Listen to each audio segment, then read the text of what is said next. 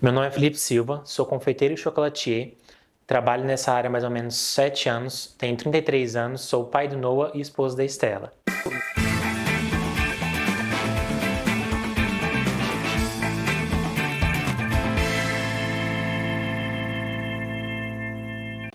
Na minha infância, teve alguns acontecimentos que sempre me levou para a cozinha. Eu comecei a cozinhar com 7 anos de idade, foi a primeira vez que eu cozinhei sozinho. E minha avó era ela doceira, ela fazia muito doce na fazenda e tal. E sempre punha gente para ajudar, ralar mamão, picar, organizar, lavar e tudo.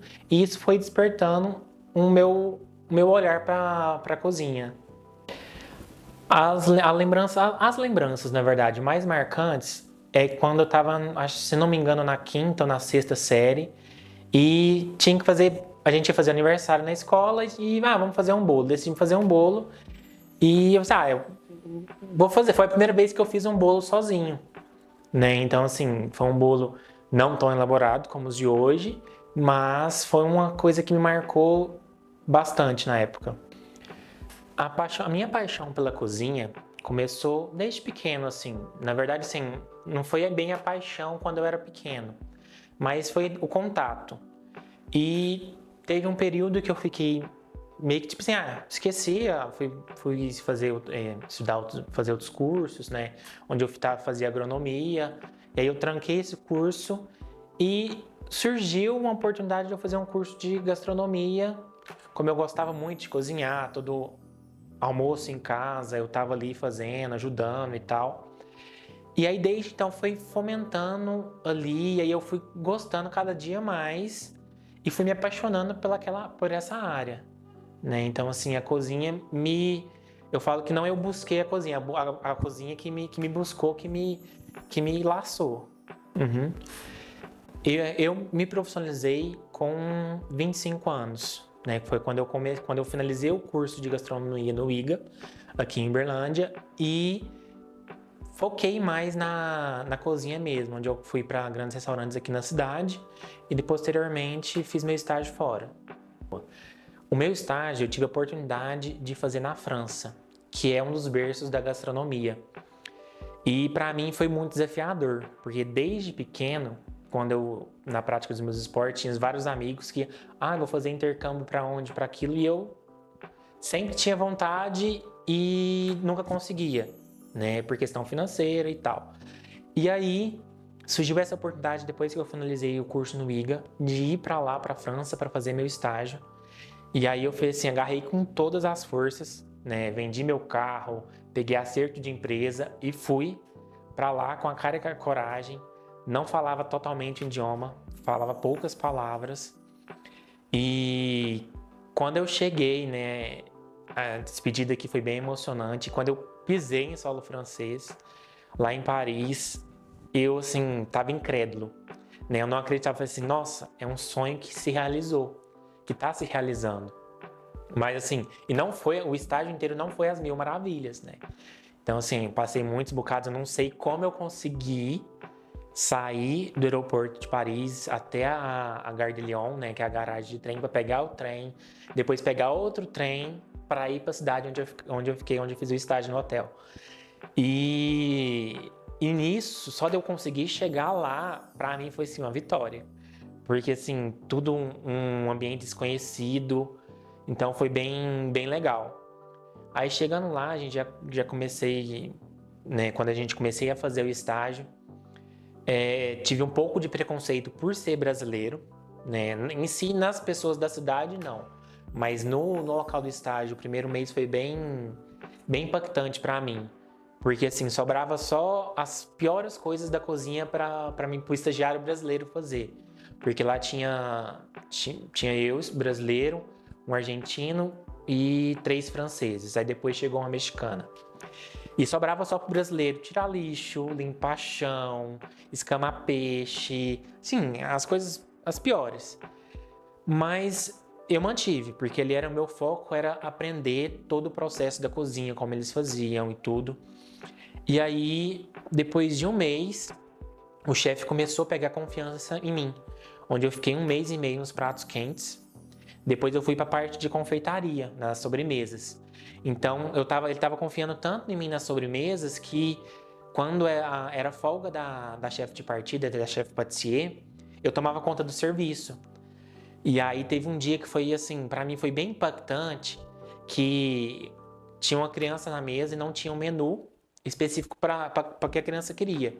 E ela queria algo de chocolate. Aí na hora eu lembrei que a gente tinha algumas coisas lá de chocolate, e aí a gente montou um brownie com mousse de chocolate e sorvete de chocolate. E aí na hora ele falou assim, dá conta de fazer? Eu falei assim, dou. Só que assim, por dentro, eu tava assim, tremendo de medo de não conseguir. Mas peguei, fui, fiz, foi muito elogiado. O cliente super elogiou a gente a cozinha e tal.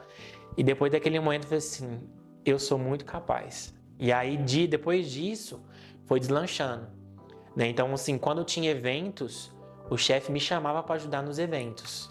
Então eu fui o único estagiário ali que rodou toda a cozinha, todo o processo da cozinha que ali, né? E o estágio lá, ele me fez aprender vários aspectos, né?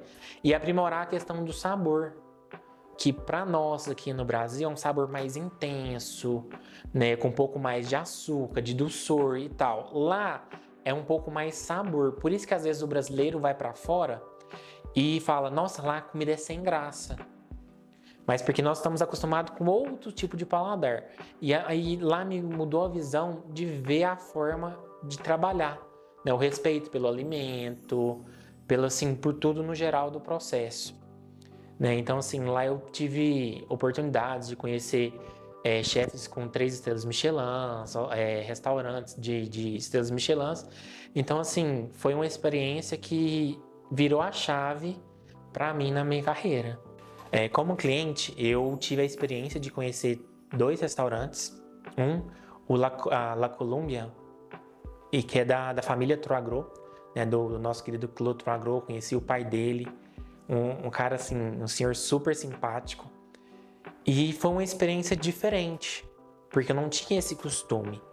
E ali chegava, a abordagem deles de tirar o menu, tirar o pedido, como que a gente queria de servir, a forma que eles apresentavam os pratos. É totalmente assim, uma virada de chave, né? E como trabalhando dentro da cozinha, eu via toda a forma da operação, que é totalmente diferente de vários restaurantes que eu já tinha passado aqui no Brasil. Assim, garçom só era chamado, só vinha à cozinha quando chamado. Então tinha todo assim o passo. Saiu a sobremesa tal, saiu a entrada tal. Então o prato principal já começava a produção ali, a montagem tal.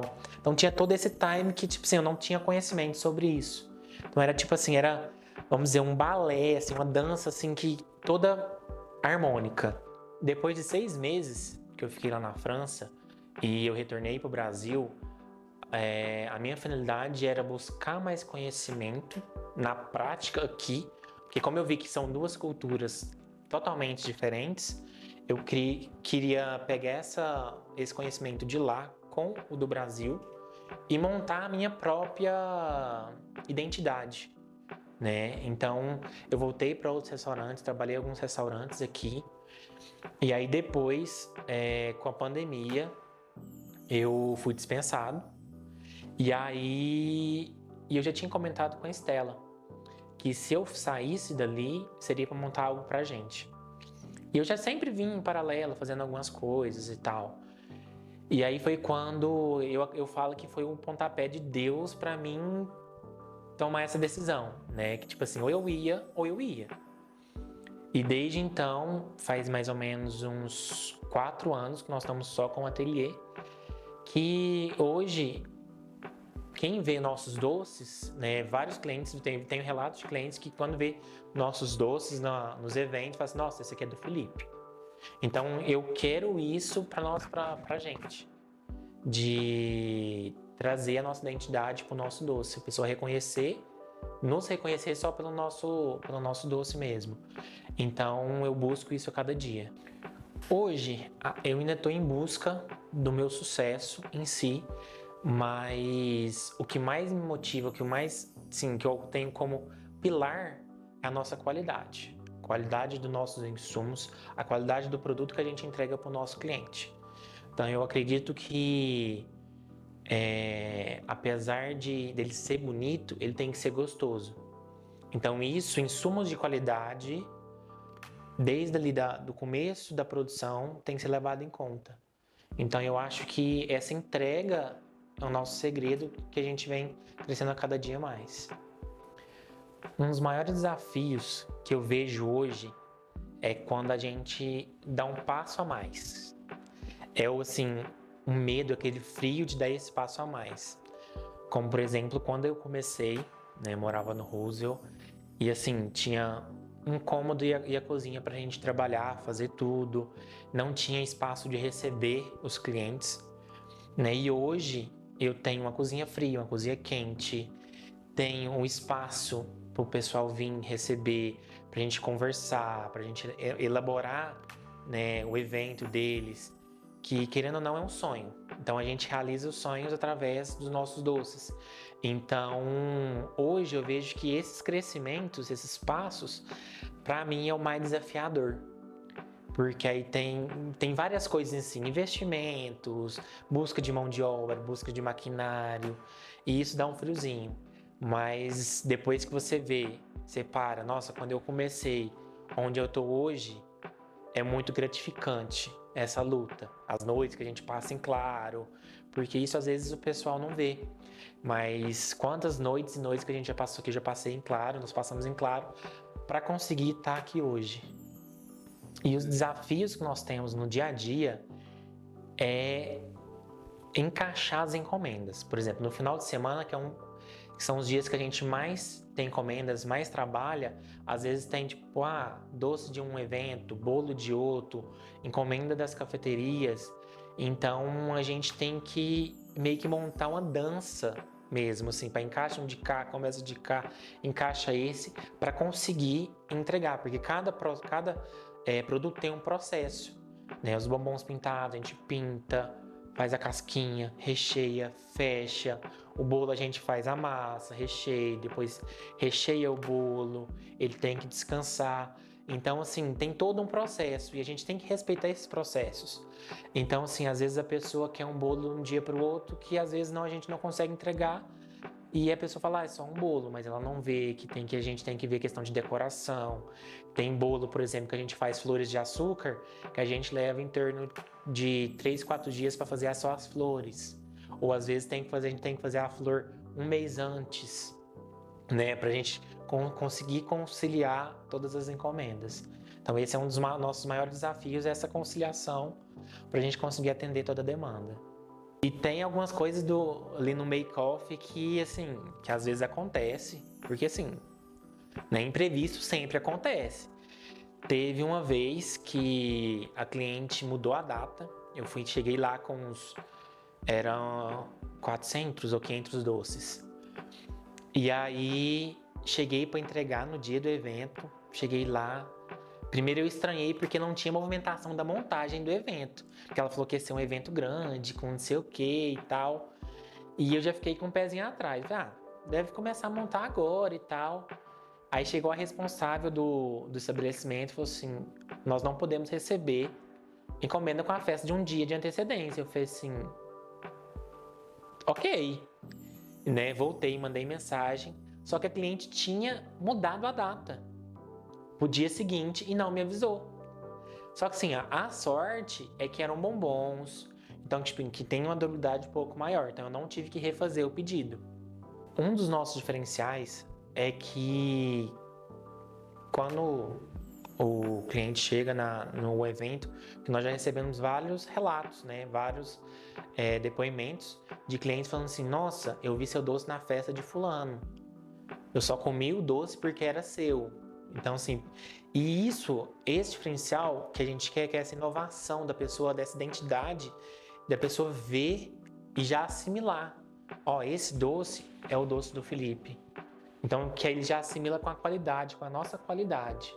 Porque eu sempre tento trazer uma inovação, algo diferente, algo que vai surpreender e vai causar uma memória afetiva para o aniversariante ou para o dono do evento, né? Para quem está ali sendo homenageado, seja qual o evento seja, ou para os noivos, ou aniversariante, enfim, ou a empresa.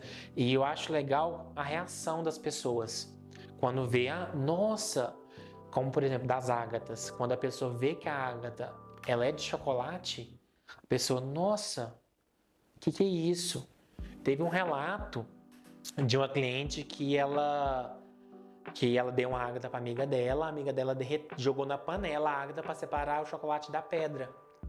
Então, assim, ela, na hora eu fiquei meio assim, como assim? Né? Mas é porque ela achou que tinha a pedra e o chocolate estava na pedra. Não que a pedra era um chocolate. Então eu gosto de trazer isso para nossos doces. Então toda campanha que nós fazemos, a gente muda algo, seja o sabor inovador, ou então seja a aparência. Então a gente busca sempre estar trazendo coisas novas para apresentar para os nossos clientes.